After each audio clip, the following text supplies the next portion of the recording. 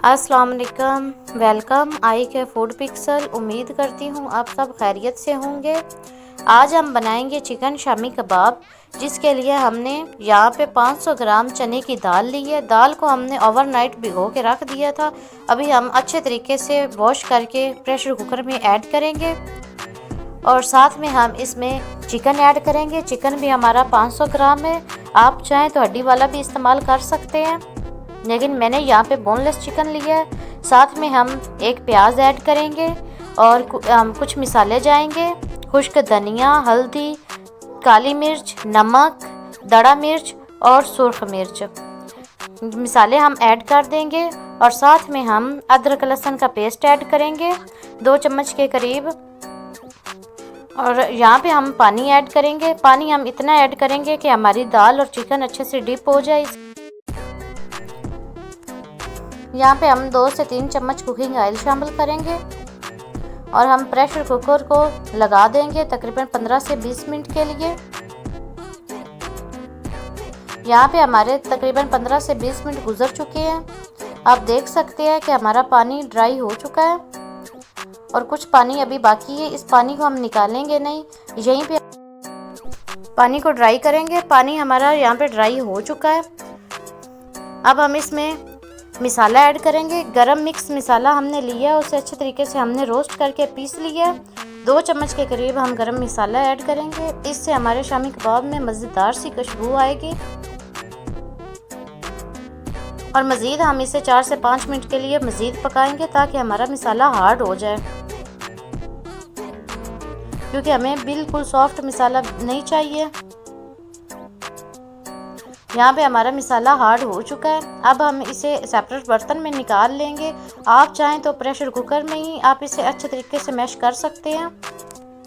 यहाँ पे मैंने सेपरेट बर्तन में निकाल लिया है। आप चाहें तो चॉपर या मदनी की मदद से आप इसे मैश कर सकते हैं। मैं इस तरह मैश कर रही हूँ। इस तरह मुझे तकरीबन 5 से 10 मिनट लगे थे दाल को अच्छे तरीके से मैश करते हुए।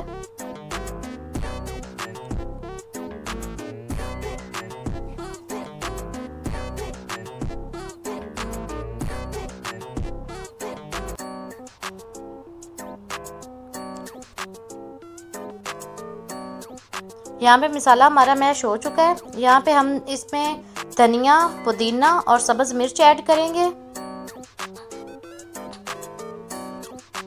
और साथ में हम एक अंडा ऐड करेंगे। और हाथों को हमने अच्छे तरीके से वॉश कर लिया है और हाथों की मदद से हम सब मिसाले एक जान करेंगे ताकि ये धनिया, अंडा वगैरह सब ये मिसाले में अच्छे तरीके से जज्ब हो जाए।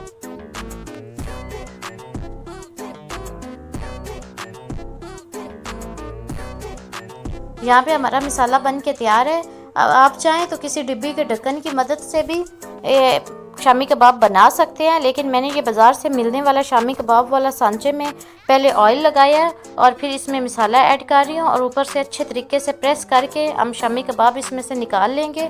बहुत ईजी तरीके से शामी कबाब निकल जाता है इसके अंदर से। अलहदा प्लेट में हमने ऑयल लगा के उसके अंदर हम शामी कबाब रख रहे हैं। सबको इसी तरह सेम हम इस तरह बार बार ऑयल लगा के शामी कबाब बनाते रहेंगे। आप चाहें तो ये शामी कबाब फ्रीज़ भी कर सकते हैं तकरीबन 1 से 2 माह के लिए। यहाँ पे हमारे शामी कबाब बन के तैयार है।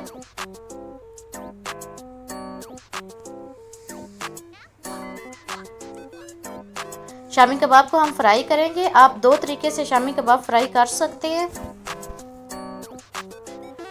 यहाँ पे हमें कुकिंग ऑयल चाहिए।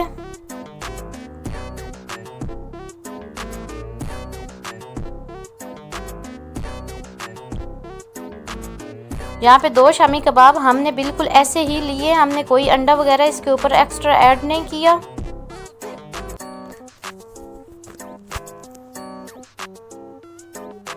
और साथ मैंने एक कटोरी में अंडा अच्छे तरीके से फेंट लिया था।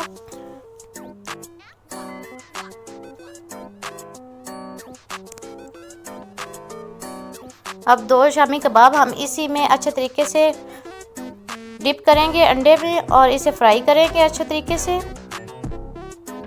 ये आपको दिखाने के लिए मैं फ्राई कर रही हूँ। आप चाहें तो इसे स्टोर भी कर सकते हैं फ्रीज़र में।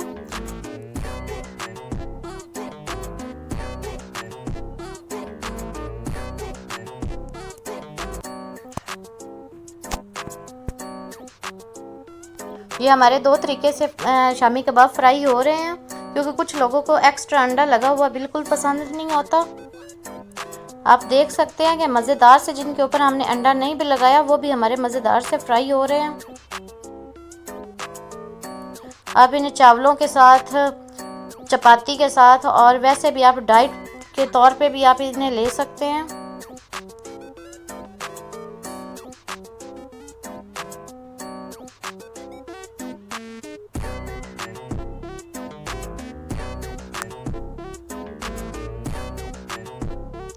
माशाल्लाह जी, मेरे अल्लाह की शान। आप देख सकते हैं हमारे शामी कबाब बन के तैयार हैं।